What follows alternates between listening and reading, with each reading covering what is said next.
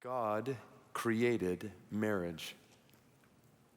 God created marriage. This is where Jesus starts. When he's asked about marriage and divorce, he says in verse 4, "Have you not read that he who created them from the beginning made them male and female and said, therefore a man shall leave his father and mother and hold fast to his wife, and the two shall become one flesh." So they're no longer two, but one flesh. So Jesus takes us all the way back to the very beginning of the Bible, chapter 2, where God creates man and woman, actually in chapter 1, and then brings them together in this union called marriage.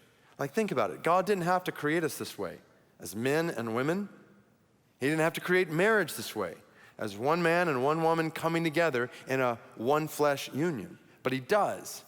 And as he does, God defines marriage from the beginning for our good. So let me pause there in your notes, because I trust we realize we live in a country that officially denies this.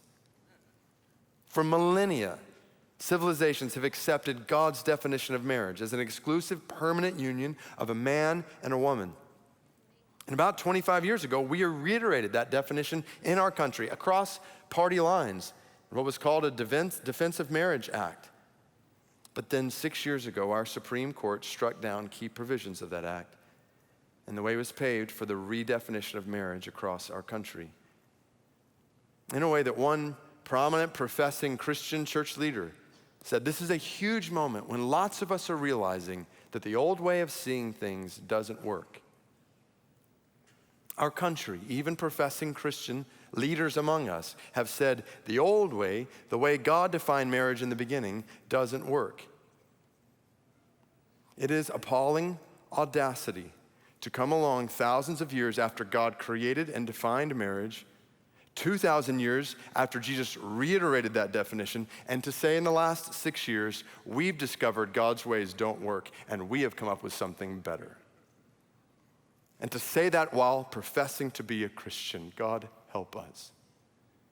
From the beginning of creation, God has defined marriage for our good, so let's trust and submit to his word.